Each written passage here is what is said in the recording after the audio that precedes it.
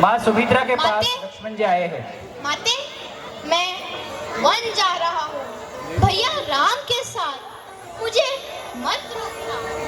अगर सीता और राम वन जाते हैं तो इस अयोध्या में कुछ काम नहीं तुम्हारा। माते, आज मेरा मस्तक गर्व से ऊंचा हो गया है। जहाँ राम वही तुम्हारी अयोध्या है। एक बात याद रखना, आज से मैं नहीं सीता तुम्हारी माता है। जी माते। जय श्री राम। उनकी सेवा में सदैव लगे रहना, इतना याद रखना। एक सेवक का धर्म सबसे कठिन धर्म है। माता सीता की ऐसी सेवा करना जीवन में भी की याद न आए। जी माते। प्रणाम माते। जाओ लक्ष्मण जाओ। सियावर रामचंद्र की जय। सियावर रामचंद्र की। अरे जोर से आवाज आनी चाहिए। जय जय श्री राम। जय श्री राम।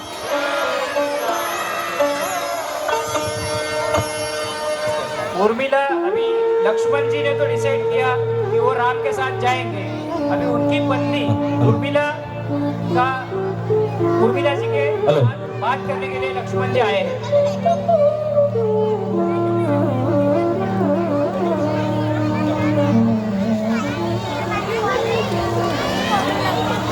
मुझे क्षमा करना प्रिय, किंतु अब हमें अलग होकर जीना होगा। मैं वन जा रहा हूँ भैया राम और माता सीता की सेवा करने, और तुम्हें यहाँ रहकर माता पिता का ध्यान रखना होगा। मैं भी आपके साथ आना चाहती हूँ प्रभु। वॉइस मॉड्यूलेशन को अप्रिशिएट कीजिए। तालियां। लेकिन प्रिय, मैं भैया राम और माता सीता का अंगरक्षक बन के जा रहा हूँ तथा सेवक। मैं तुम्हारा ध्यान नहीं रख पाऊंगा। मैं तो बस आपकी सेवा करना चाहती थी, ताकि जब आप कुटिया में वापस आए तो मैं आपकी सेवा कर सकूं। इतना समय नहीं मिलेगा, क्योंकि मैं सदा माता सीता और भैया राम की सेवा में खड़ा रहूंगा। और तुम्हें यहाँ रुककर माँ कौशल्या का ध्यान रखना पड़ेगा, क्योंकि उन पर दुखों का पहाड़ गिर पड़ा है। और एक बात,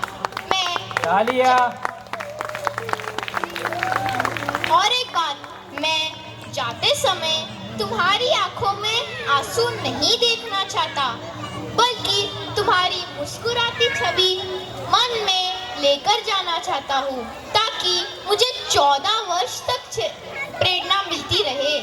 बहुत कठिन काम दे दिया है प्रभु। ठीक है, आप अपना धर्म निभाइए और मैं अपना पुत्रवधू होने का धर्म निभाती हूँ। जय श्री राम।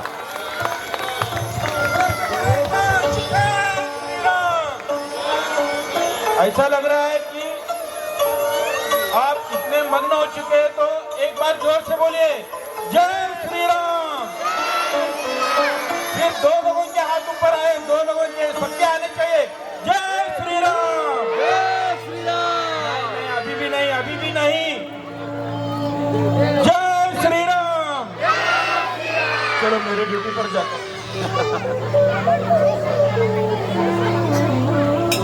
अभी प्रभु राम माता सीता वनवास के लिए निकलने की तैयारी में है।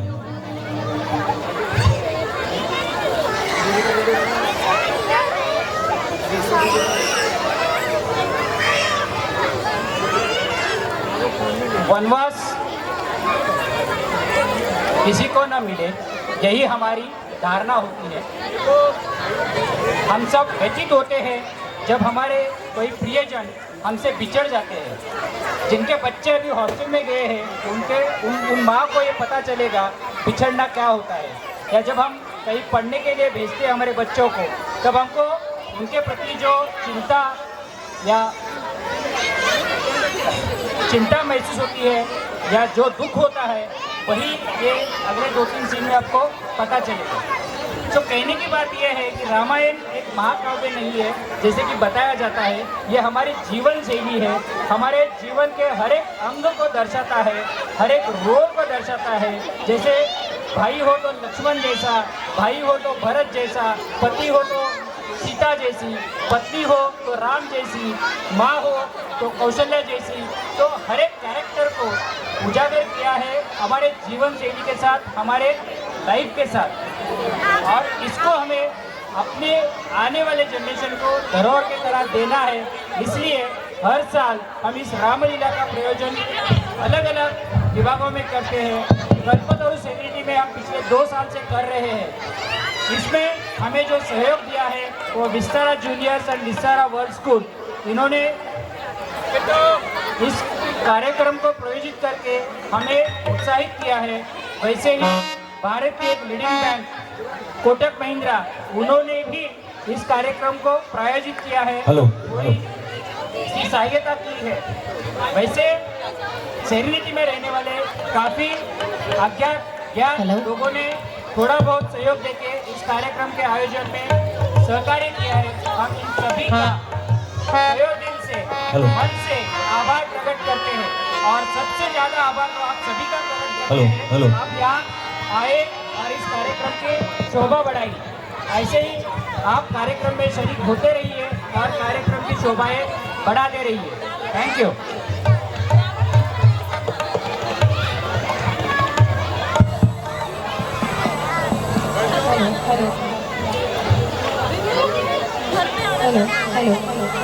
हेलो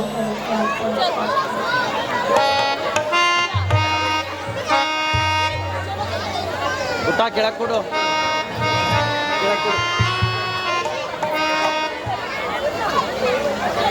जय श्री राम, जय जय श्री राम।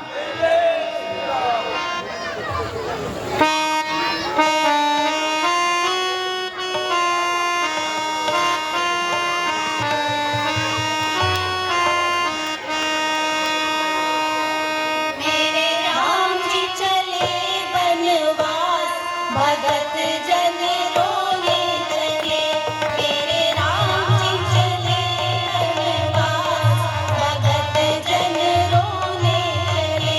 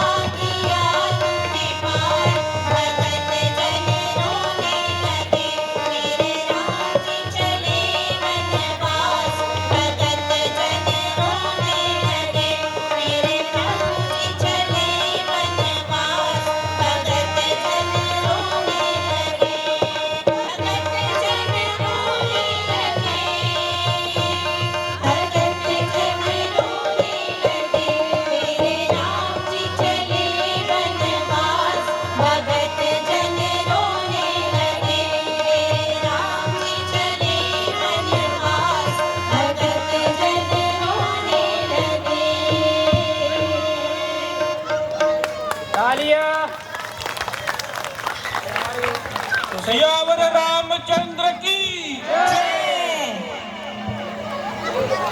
एक बार तालियों की गुंजाट होनी चाहिए। तालियों की हेलो। कमी आ रही है, एनर्जी नहीं मिल रही है पार्टिसिपेंट्स को। उनको एनर्जी तभी मिलेगी जब आप तालियां बजाओगे। तालियां। गुड, थोड़ा आवाज आ गया लेकिन कम है अभी भी। हेलो।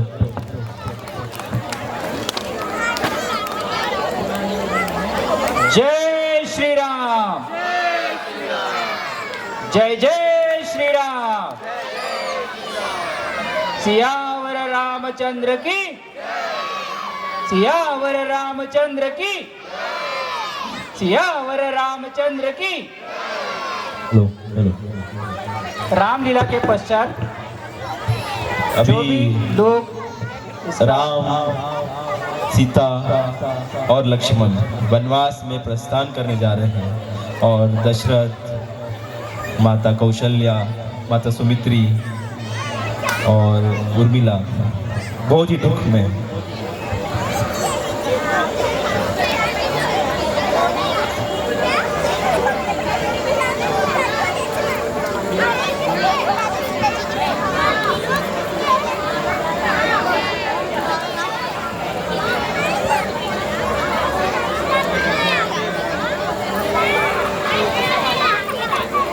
पुत्र वियोग का दुख क्या होता है ये इस दृश्य में हमको पता चलता है। हम कभी ना कभी अपने परिजनों से किसी कारण दूर जाते हैं।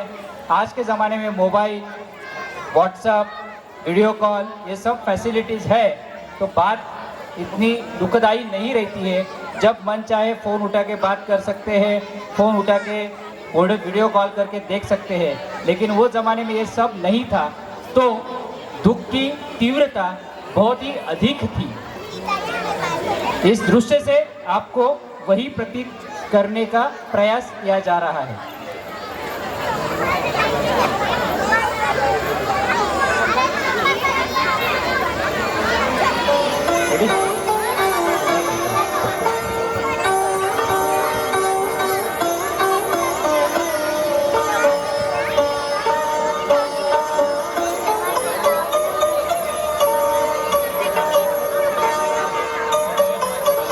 हेलो।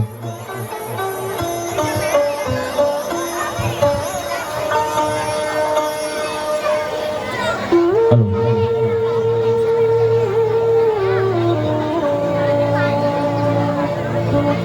अभी राम, सीता, लक्ष्मण वनवास की तैयारी में।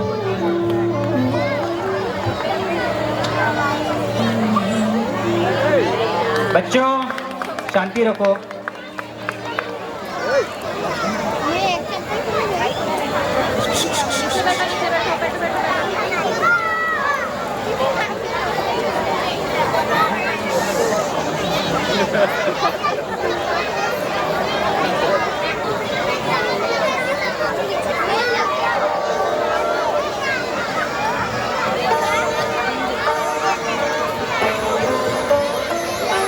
एक दुखदाई प्रसंग किसी के भी जीवन में ना आए लेकिन राजा दशरथ के जीवन में ये आया है। अपने से बिछड़ने का दुख इस प्रसंग में आपको प्रतीत होगा। पूरे रामायण का टर्निंग पॉइंट। प्रणाम। तालियां।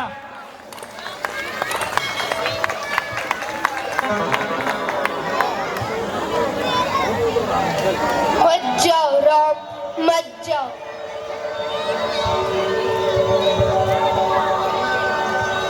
इस तरह माता सीता, प्रभु राम और लक्ष्मण वनवास चले गए। इस प्रकार 14 साल का राम जी का वनवास शुरू हो गया। राजा दशरथ जी अत्यंत व्याकुल थे अपने पुत्र वियोग से। अपने से बिछड़ने का दुख उनसे सहा नहीं गया और जो कुछ हुआ वो आप सबको पता है। रामायण में राम के ये 14 साल बहुत ही कठिन लेकिन प्रेरणादायी रहे। किस तरह से आदमी को जीवन जीना चाहिए, कैसे प्रकृति के साथ मेलजोल रखना चाहिए। जो भी साधन है उसका समायोजन करके अपने उद्दिष्ट कार्य को पूरा करना चाहिए। इसकी सबक हमको इस 14 साल के दौरान मिल जाती है।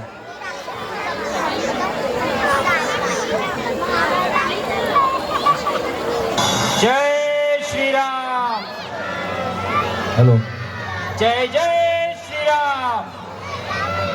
एनर्जी कम हो गई, आवाज नहीं आ रही है, तालियां भी नहीं बज रही है। हेलो। तालियां, एक बार तालियां की गुंजवाहट कर दीजिए।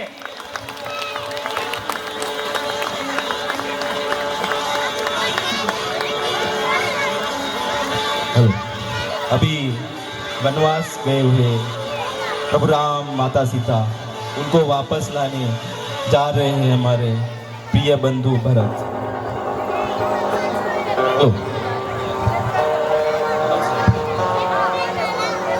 प्रणाम भैया।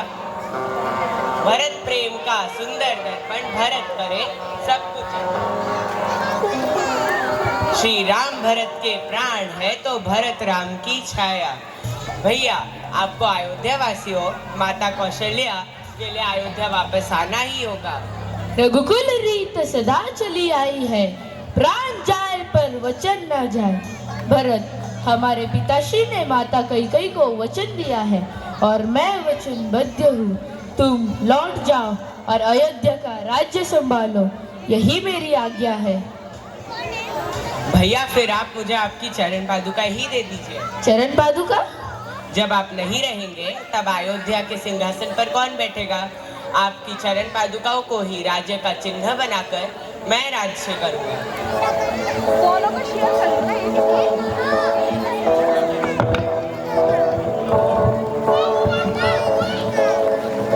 तालियां।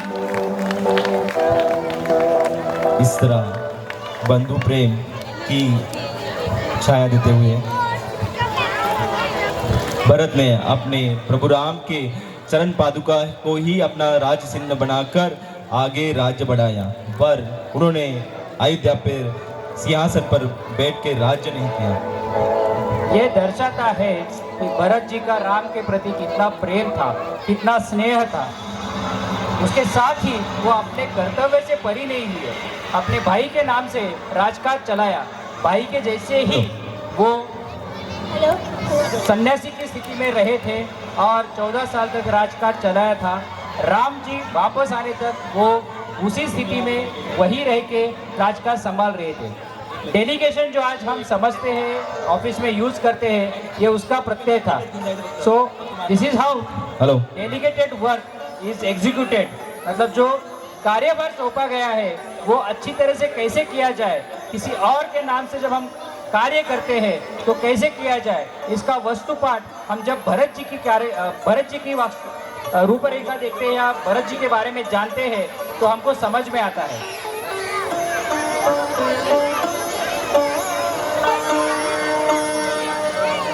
प्रभु सिया रामचंद्र की।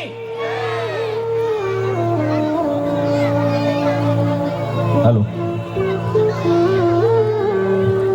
अभी राम जी वन में चले गए हैं और उनकी वन की जीवन क्रिया, जीवन पान दिखाने का प्रयास किया जा रहा है। हेलो। वन के आदिवासियों जो मूल निवासी है उनके प्रति उनका राम के प्रति स्नेह, उनका राम के प्रति आदर, ये सब हमें रामायण में देखने को मिलता है, पढ़ने को मिलता है।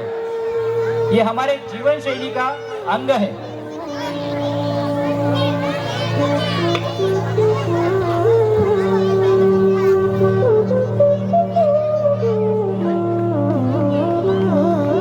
हे मनमोहक श्रेष्ठ, आपको देखते ही मैं आप पर मोहित हो गई। क्या आप मुझसे विवाह करेंगे? मुझे क्षमा करे देवी, परंतु मैं इस जन्म में एक पत्नी रूप धारण किया है। आप कृपया मेरे अनुज से पूछ लीजिए। हे श्रेष्ठ, मोहक तो आप भी हैं। क्या आप मुझसे विवाह करेंगे?